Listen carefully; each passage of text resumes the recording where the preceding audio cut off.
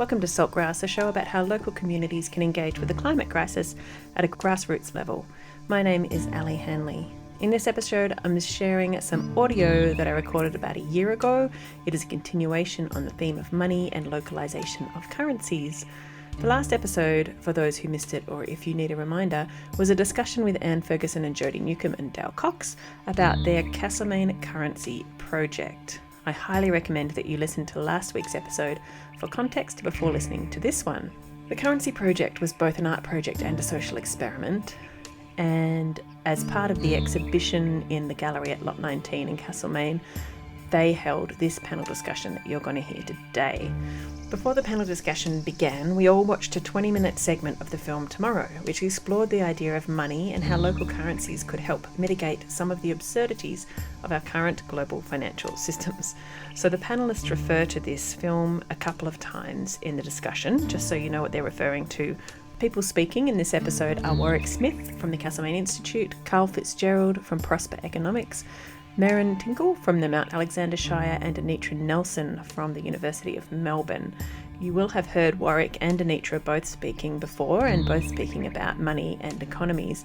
Warwick spoke to us about his history as an ecologist and an economist and how those two things reflected each other in certain ways back in season 1 of Saltgrass, and Anitra talked about degrowth near the start of 2021, and she has since published a book called Beyond Money, which maybe will give you a clue as to the points she's going to be making in the panel discussion.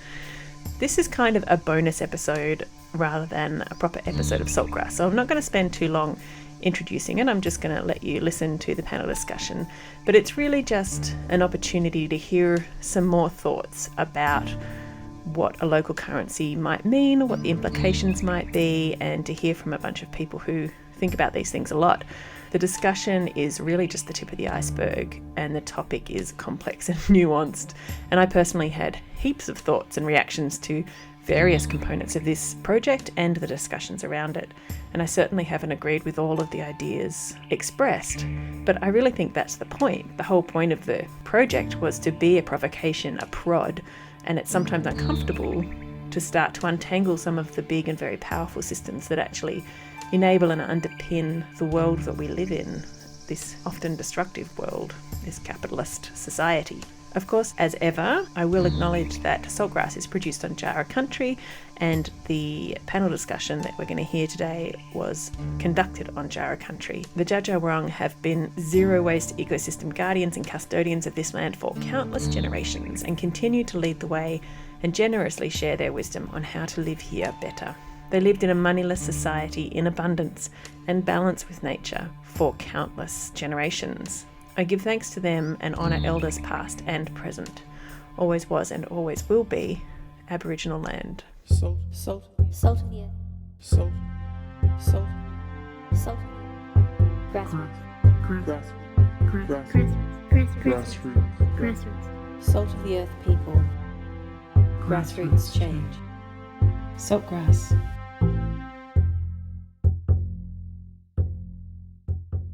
Listen to all episodes of Saltgrass on your podcast app or at saltgrasspodcast.com. We're here to talk about money, mostly, and lots of related things. And money's a weird subject. You know, in some ways it's kind of taboo, right?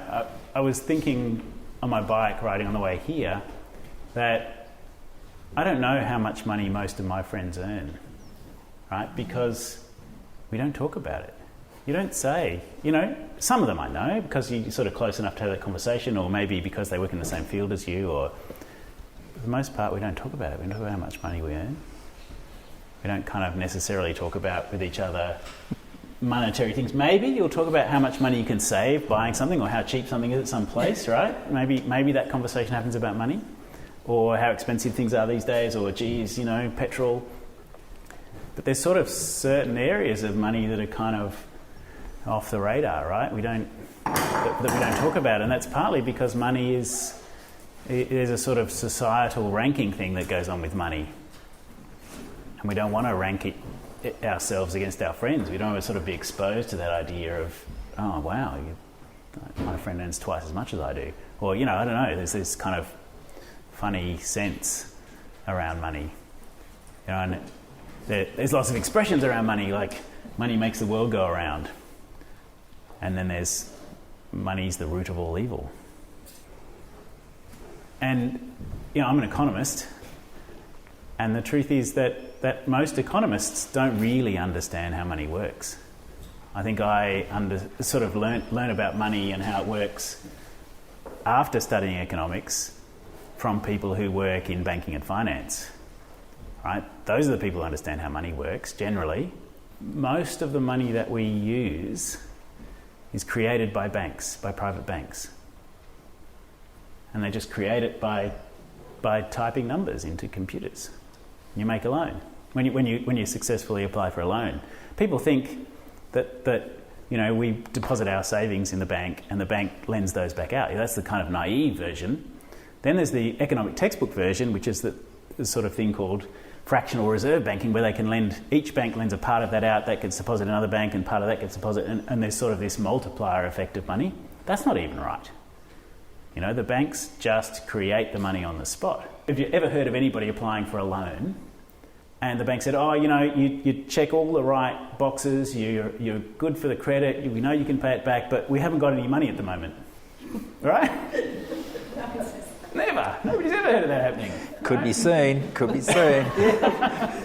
Because they could just type it into the computer keyboard, right? I mean, who decides who's allowed to do that?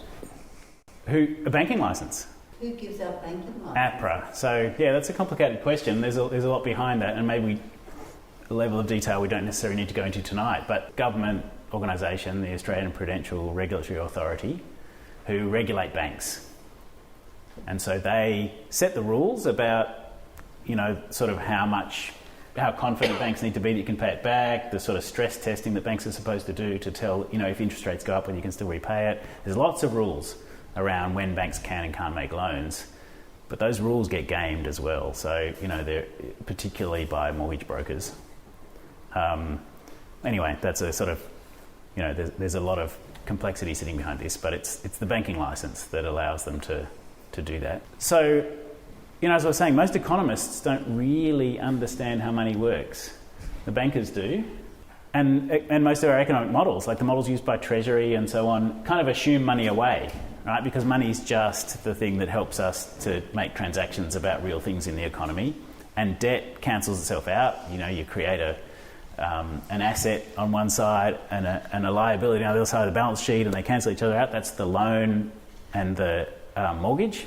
So the banks give money, they also create a mortgage. Those two things cancel each other out, just like they were saying in the film. When you pay it back, the money disappears. So most of the models assume money away. It's not kind of part of how they think about it, but money is actually critical. And so we need to be putting that back into the conversation about who gets to create money, where it comes from, who uses it, who gets to stockpile it, what having piles of money means, and kind of how we measure wealth and value in society.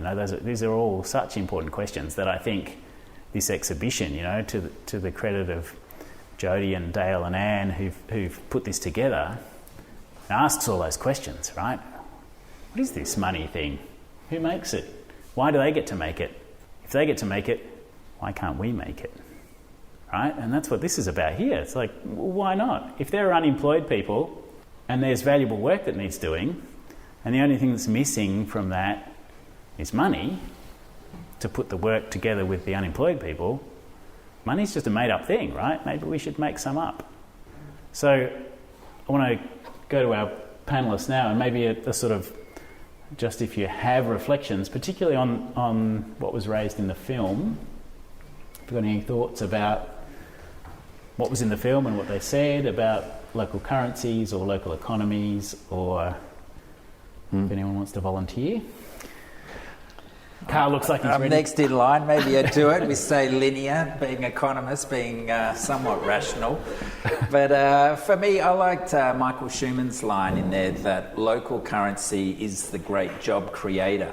And when you see that centralised currency, the typical understanding of money, that's a real top-down delivery of currency, and often that goes straight into the mainstream market. But of course, our local currencies, when they do get up, are bottom up. And so that's where you're kind of struck by this feeling that, geez, all I really need are my hands, my skills, and some medium of exchange that other people will have trust in, and we can create our own little, micro economy, and from there things can grow.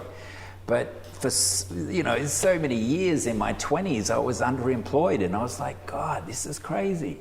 What can I do with my time that's productive? And there wasn't that incentive, that magnet to get me out into the real world and interacting with people. And that's one of the big advantages of local currency, is it can help grease the wheels of those interactions in society, where someone might have a totally different requirement to another person, but someone pops up in the middle who can do both those jobs, and it really gets local movement within our community. And that license to print money, what a great rort that would be if you had that license. We do. It's here. Look. Yeah, there it is, right. Yeah, well, I can't wait to hear how Mount Alex can help bring this into play. Well, I just need to say, I guess I'm not really I am representing council, but I'm not representing the underlying kind of values of council, just kind of putting that on the table. But it's just an interesting discussion from somebody who's not an economist, the only one on the panel who's not an economist. And for me, it's kind of, where does value sit, and how much value do we prescribe to an object or a thing? Or, so we've been, even the art to me as this project is interesting, because we've already prescribed this, a number one is worth $10, because we know what $10 is worth, and 5 is worth $50, and we know what that's worth in my head, because that'll buy me X. But it's like, I really like that how we can start to really challenge that just through our thought processes. Like, what's it worth? Like, it's only worth what we prescribe to that. Like, what's a piece of art worth? What's a relationship worth? What's a home worth?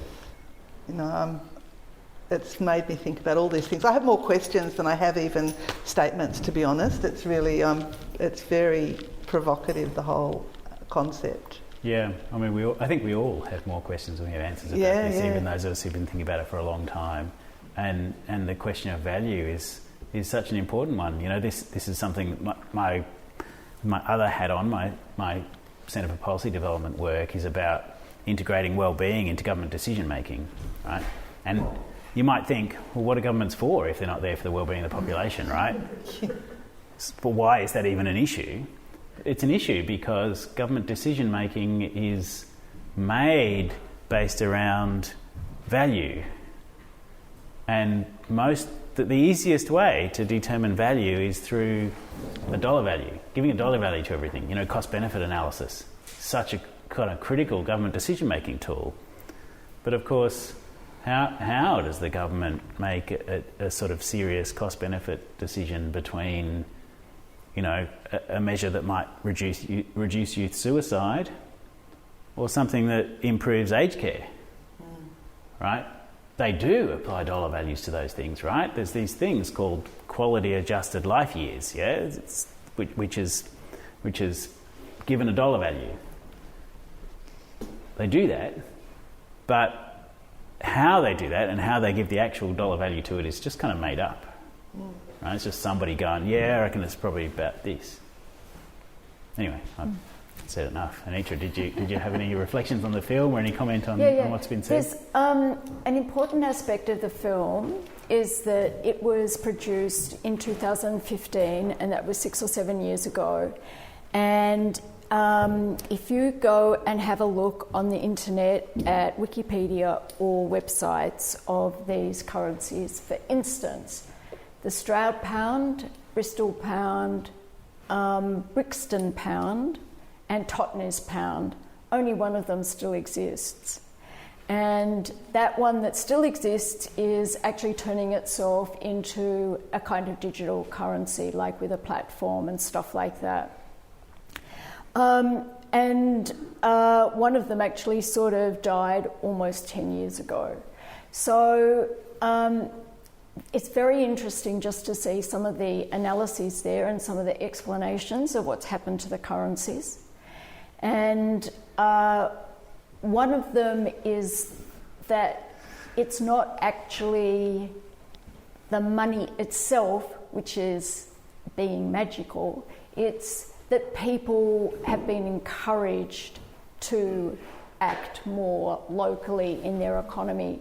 So what is probably most important is the room in there, which is actually talking about local economies, which we could do actually without an alternative currency anyway. So that's one part of it. And I suppose the other side of that, it's kind of like the other side of the coin, is that, again, the money itself is actually not doing anything at all. It's what we're actually producing. So when you talk about having money, but it's the actual work that money is generating, and it's a human being who's doing that work, so that we can actually take the money out of the picture. And it's got to do with trust. And the most important thing here is what is actually motivating people and what is actually creating production and distribution. And my argument is that actually we've given over to money and to the private property system our capacity as a whole community to decide what we actually want to produce to fulfil our basic needs. Money raises all the kinds of questions that people have been talking about. Yeah, it sure does. And I think, one of the issues and one of the ways that things have radically changed, even since the time that's on this board, I don't know how many people have had a chance to have a look at this, but over here is a sort of a little historical snapshot of what this local economy used to be like. And is talking about the diversity of things that used to be made and produced here. And the local economy was relatively self-sustaining. Of course, before that, it was much more self-sustaining when Indigenous people were living here, which is another question entirely, but also one that we should keep in mind. There's so much to be learned from Indigenous culture in particular, and how the culture developed around the sort of needs and capacity of country to sustain us. Hopefully we'll come to that later, but this is a sort of, early post-colonial economy, which was relatively self-sustaining. So many things that were required here were made here. And I think there's a very interesting kind of transition that's happening right now, where we've got now cheese being made here and beer being made here and chocolates and wine and, but they're all kind of niche, relatively expensive, kind of made for the people with money who live here and for tourists, right? So if you're on a tight budget, you're not going to any of those places that are accepting this coin, right? That's right, you go to Aldi. You go to Aldi. I mean, I saw something the other day from somebody saying, I was forced to shop at Coles the other day, and I can't imagine how people live having to shop at Coles. Somebody shopped at Aldi, right? So it's another step again, right? So that's a real question about our local economy and how we've kind of pushed prices down by exporting our costs in a way. So cheap labour on farms where the supermarkets have power to force labour down. We can import labour from other countries and then exploit that labour, or we just buy stuff from overseas, right, where labour's cheaper and environmental standards aren't strong. So this is a real question for this panel and this currency and for money, is about, is there a way we can use a local currency to subsidise local production so that it is affordable for local people? So we can make things here, we can grow things here, and people who are on the lowest incomes can afford those things. Because the last thing we want to do is create some system that's just for the elite, right? Just for people who have money, just for white-collar people, people like us in the room, essentially, right? We don't want to create a system like that. Yeah, and that's why we need competition. And when the currency's locked up, there's less of that flexibility, because some people can produce things just with their time. And when I finished my economics degree way back in the early 90s, there were two barter organisations. One was called Barter Card, and that was quite big. Don't know if anyone remembers that. And there was another one called Trade Bank. Well, that was my first job, Warwick. That's where my economics degree got me in mid-93. And there I was trying to help get this local currency. It wasn't quite a let system. There was a central registry to record debits and credits. But the thing I quickly learnt about it was that it was very easy to get people on board who were masseurs and hairdressers. They pretty much just had to use their time. And it turned out that they would all go and visit the one restaurant near their suburb, or the one mechanic who was involved in Trade Bank, and that would drain their cash. Now, that sort of brought to my awareness that in order for these currencies to survive in a bit more of a long-term perspective, as Anitra's hinted at, needs to be some weighting in this barter-type currency, so that the masseurs' earnings perhaps are not as much as that restaurateur's, and that incentivises other restaurateurs to come on board. And then the next problem was them having their suppliers come on board, this supply chain. So you very quickly become aware of those, real raw basics of how the economy works and how important it is to try and push some sort of local currency further up the horizontal supply chain and vertically as well. So there was a lot I took from that, and hopefully in this digital age it'd be great to see a decent local currency app come about with these sort of weightings on board. And I'm hoping that some of those incredible commons pioneers within the online community can step into this space and help bring an app like that into play. Maybe they're already there. Does anyone know? Is there an app out there already for,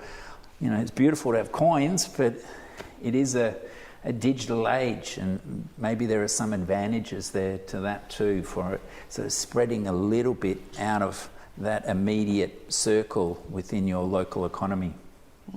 The community exchange system is digital. So the community exchange system is a global system. It's all online, all the records are online, the transactions are online. And it does have a mobile site. It's not actually an app. It really needs upgrade to modern sort of technology, and there isn't. It's all been run by volunteers ever since. It's 20 years. There's hundreds of groups all over the world, and we have a Lianganuk Community Exchange, which has got 40 members. I agree with what Carl says. It does attract a lot of healers, basically. However, there really is a broad range of of services there. If you take 40 people, whoever's in the room, can you imagine the wealth of skills and experience that we all have together? So there's a lot of potential for trading, and it's a start. And what I like about it is you don't need cash to start. You immediately get, you're given a zero balance, but you can go into debit or credit, and you're encouraged to start trading straight away, because you going into debit means that there's trading happening on the exchange, and somebody else is going to credit, and the ideal is to stay around zero, basically. So you're trading, you're buying as much as you're selling of goods and services. Really, because it's been run by volunteers, the software is not, it's not sexy. It's kind of a bit archaic. But if that was upgraded, I reckon it could be sexy. The idea is sexy. The Peer-to-Peer Foundation has established, there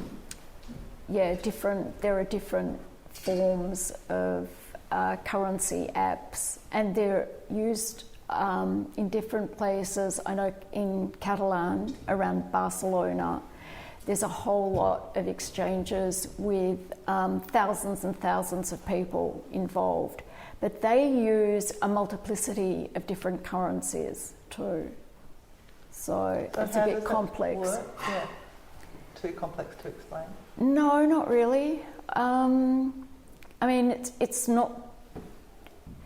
They all operate pretty much like monies. Okay. So you still come back to the fact that you're creating prices for things. And you still actually have some kind of way in which the different currencies interact with one another. So there's a sort of exchange rate. And I think that's problematic. Because I think that a lot of people do work and they don't get paid for doing it. And some people, like doctors, get piles of money for the kind of work that they do, and other people who may be in hospitality industry get shit money and they're working just as hard and everything else. Now, that's inequality, and I think the biggest challenges that we've got in the world today are inequities between people and unsustainabilities in terms of nature, ecology. And I can't see how an alternative money, specifically because it's a money, is going to change that. And that's what I think that we should be aiming to do, is to diminish inequities and to be more sustainable in terms of our ecosystems. So what do you think about, like, the universal wage, that kind of? The only way I think ultimately that we could do that is by, as a local community, trying to rely as much on collective self-provisioning as possible. That is, making our own foods, distributing food between us, and the same with housing and clothes, all of our basic needs, okay? I don't know. One of my next projects is to try and work out how in Mount Alexander Shire, how sufficient we already are, and then how could we easily be more sufficient just by concentrating on working in particular ways and using resources we've already got. Because a lot of people say, you really need to have a lot of exchange happening, a lot of trade, it needs to be over a big area. But I don't think that's quite the case, because I've lived in and stayed in intentional communities of, say, 100, 200 people, and they've been able to be collectively self-sufficient around 70 or 80%. And if we do that, we we can monitor very easily how much we're exploiting our local area. And if we start off with all making a kind of list, say you did it every 6 months or 12 months, of your household and what it needs, and then working out how we can collectively provision ourselves in those particular ways. And so you don't need a money or market because you've worked it out in the first place. It's like it's production on demand, which we do even in capitalism to some extent. You know, don't print a book, a whole 1,000 books. What you do is you wait for people to send in the orders and then you print them. Okay, so it's a little bit like that. And at this point in history, where we are so outrageously unsustainable and inequities are so vast and they're completely locked into private property, which has to do with monetary exchange, I think that unless there's numerous communities right over the world doing exactly that, I can't see how we can get out of the situation we're in. Yeah, that's it's a bit gloomy, and you know, it reminds me of a silly old joke, which is, you know, there's these people driving around outback Australia and they're completely lost, right? Before the days of phone reception, or maybe there's no phone reception, and they're trying to get to Sydney, but they're completely lost, and they see a farmer, you know, leaning on his fence post, and they pull up and they say, "Oh, which way to Sydney? How do you get to Sydney from here?" And he goes, "Well, if I was you, I wouldn't start from here." Right? Yeah. You know, we're in a situation where we live in massive populations where there's anonymity. And, you know, I mean, this is a pretty small place, right? So we can do things like this. We can have these sorts of conversations. We can even stretch ourselves out to the broader community of people who wouldn't come to something like this. And, you know, there's potential, right, to do something novel and different here. But Melbourne, even Bendigo, right, in terms of the sort of anonymity that's there and the capacity to have something like you're talking about with small communities who know each other, who can see what each other are doing, who and there are of course people who go, "My God, I don't want to live in something like that anyway," right? I don't want to be in a place where because conformity gets enforced and, you know, all those kinds of things that happen in small conformity places. Isn't necessarily enforced as much as it is in this society, where you have to wear makeup if you're in retail industry, and you have to wear a suit, and you have to all of those things. Sure. All of those people, the guys wear dresses and all kinds of things. You know, like anything goes. Yeah. So, yeah. But you know, so that's the role that money plays, right? Ultimately, is about a sort of value exchange between strangers. But you know, we've made ourselves all into strangers. Yeah.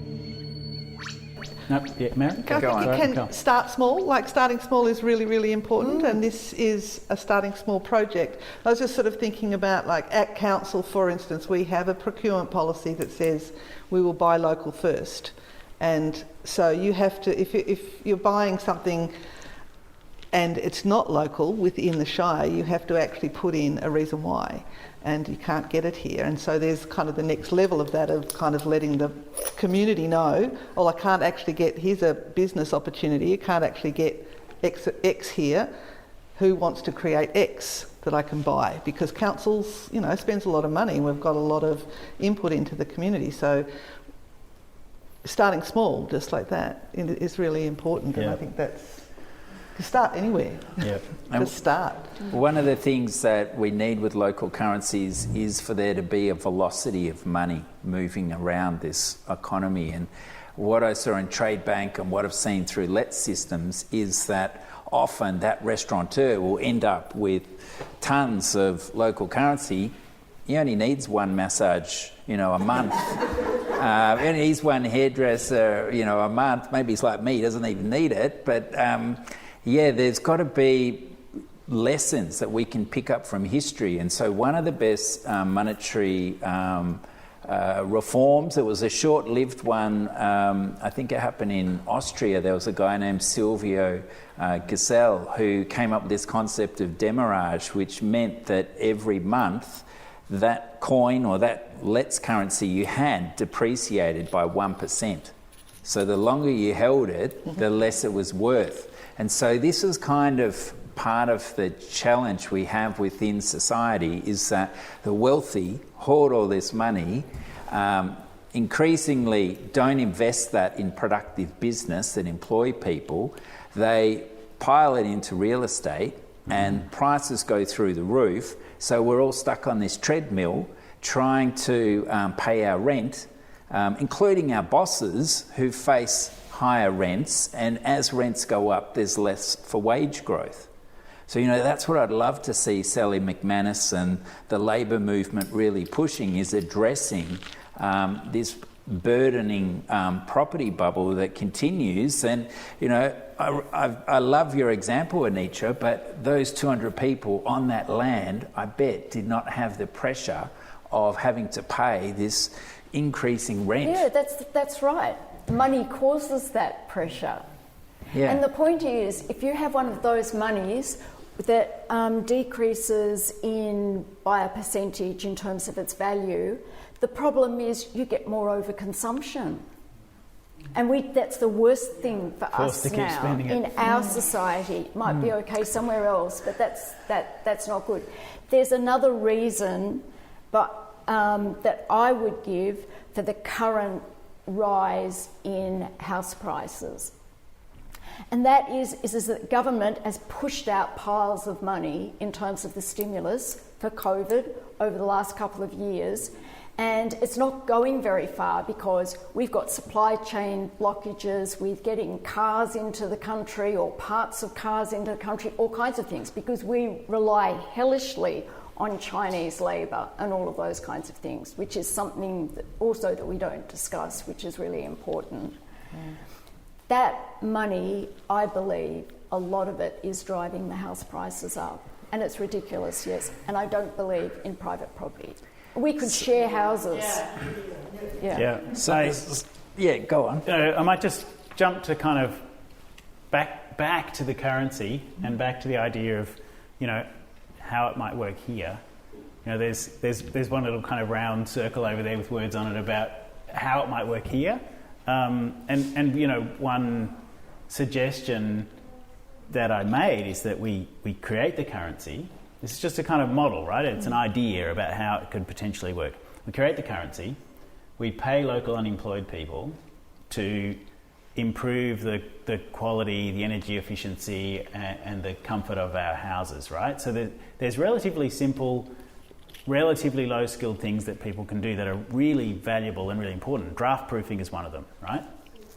Draft proofing is sort of the low-hanging fruit of energy efficiency. Insulation, despite its bad name with the pink bats debacle and stuff and all that, right? Well-trained people can do, with a relatively small amount of training, can do a good job of insulating a home. So you could create a currency, pay local unemployed people to do this kind of work on people's houses. The houses then, the owners of those houses then have a new little additional rates bill that goes to local council that's payable in the local currency, only payable in the local currency. So they're essentially repaying the cost of the insulation with the savings they get, because their energy bills are going down because of the work that's been done in their houses, with the savings that they get, but they've got to pay for it in local currency. So you've got a source for the currency, you're just creating it out of nothing like the banks do, but you've also got a sink for it, which is going back into council. And so with this sort of balance in place, you don't end up creating so much money in the system that it's not worth anything. You've always got somewhere for it to go. And with those council rates being payable in local currency, you're underpinning the value. It has value. The value is sort of created by the rates, the taxation. And then, once it's got value and that's underpinned, you can use it for all kinds of other things, right? Then becomes a valuable people recognise its value, they use it for local trading. You can potentially, depending on the dynamics, create the money for other things like environmental works to pay people to do those sorts of works because we know that it has value. And once you get local power, and you pay for your power bill out of that too. That's right. So we have a local community-owned power company, right? That's part of the imagined model, and you can pay for that in local currency. And people are producing most of the power on their roofs. The energy is being stored locally. It's being shared locally. You can give it away. You can sell it for local currency. So that's all kind of integrated. There's a sort of, I don't know if there's still copies left, are there, in there of the Warrack economy, which is kind of a vision of how this kind of thing might work locally.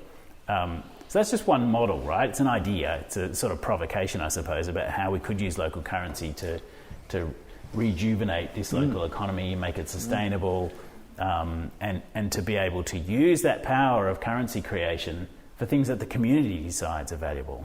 But see, in the first instance, if I'm a worker and I get paid silver wattles, like the very first things that I need to think about is paying my water bill, buying my food. If I go to the IGA or something, the silver wattles are going to go out of the country. I don't know. Well, this is the point, right? So yeah. It's a big conversation, and you're pulling up some of the really interesting parts of that. That actually, there's a very big chicken and egg conversation here. You have to line up a whole lot of local businesses before the whole thing starts who can provide what people need.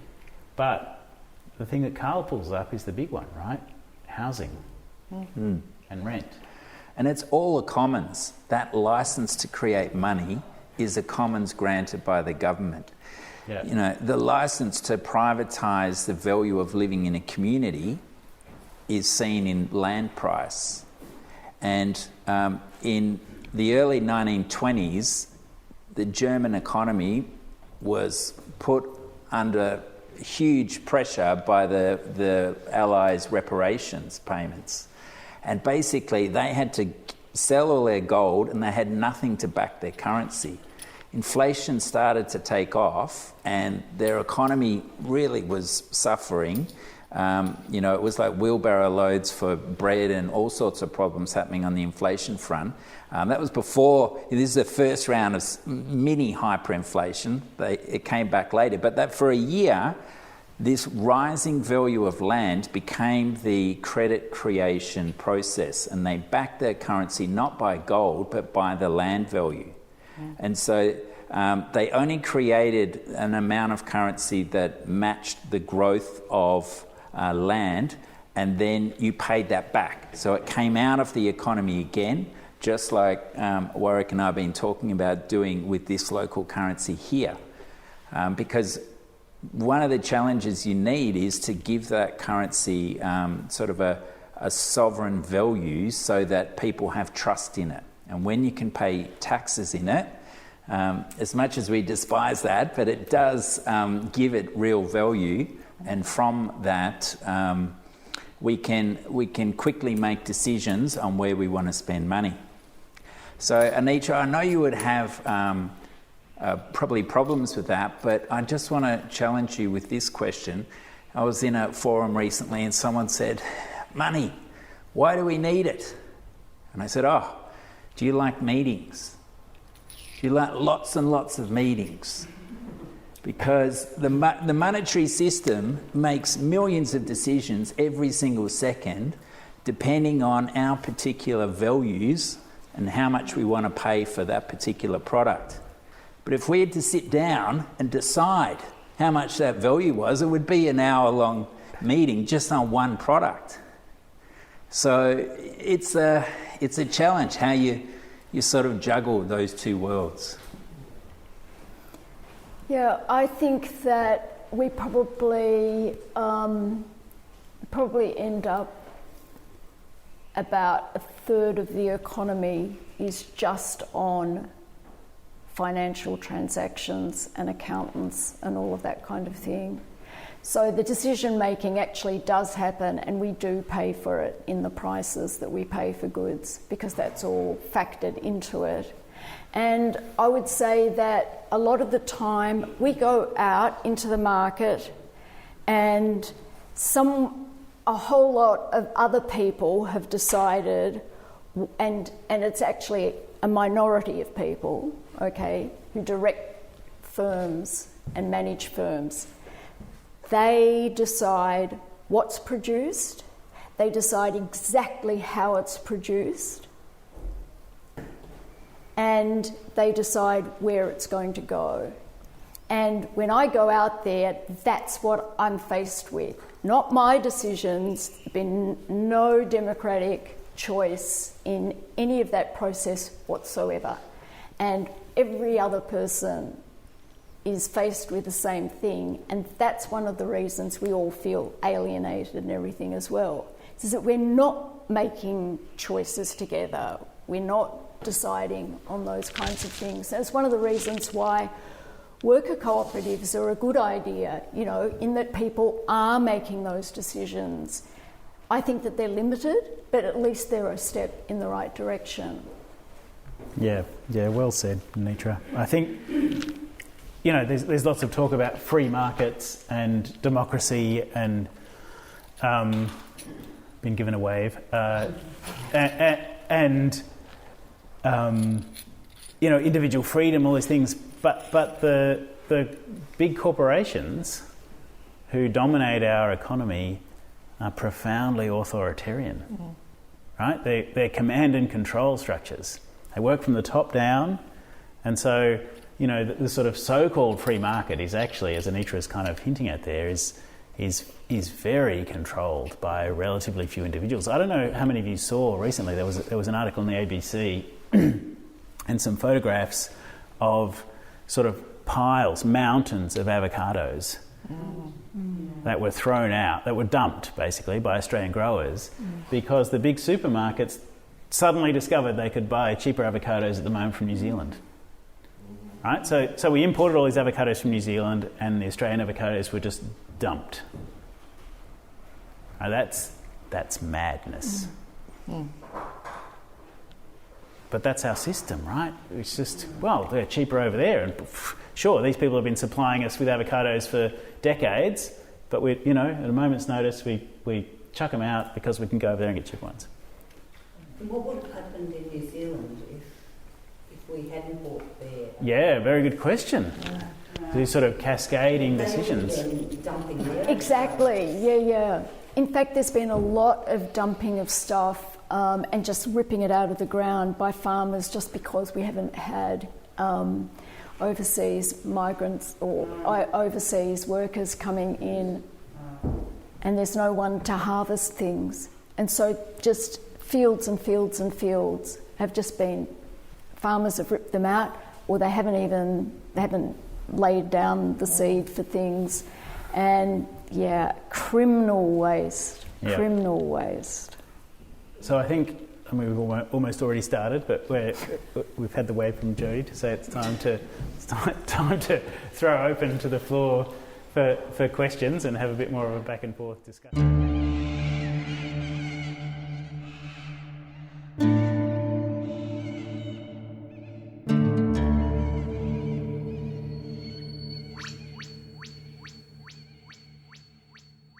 So there you go. That was Warwick Smith from the Castlemaine Institute, Carl Fitzgerald from Prosper Economics, Merryn Tinkler from the Mount Alexander Shire, and Anitra Nelson from the University of Melbourne.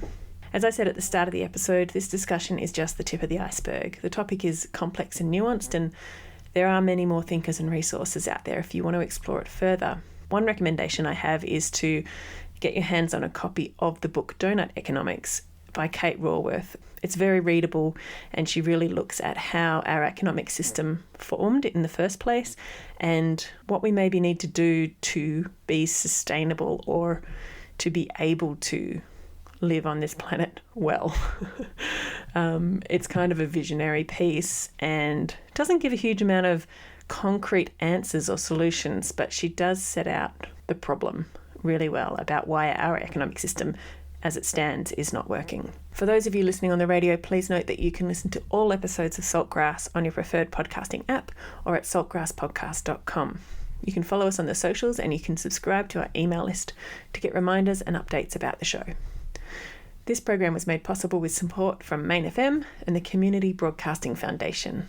Find out more at cbf.org.au. I would also like to thank in this episode Kyla Brettel, who you might remember from an episode of Saltgrass called Endgame. She is also a climate audio storyteller. She was there that night helping me catch all the sounds, and afterwards she also very kindly did a basic audio cleanup as well. So Kyla was a huge help in getting this episode out. My name is Ali Hanley. Thanks for listening. Salt of the earth. Salt. Grassroots. Salt of the earth people. Grassroots change. Saltgrass.